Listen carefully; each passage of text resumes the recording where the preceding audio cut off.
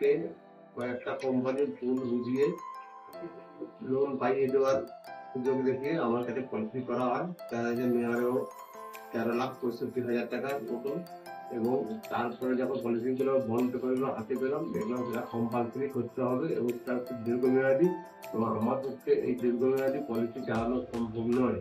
এই হিসাবে আমার মার্কেটে প্রচুর লোন হয়ে গেছে।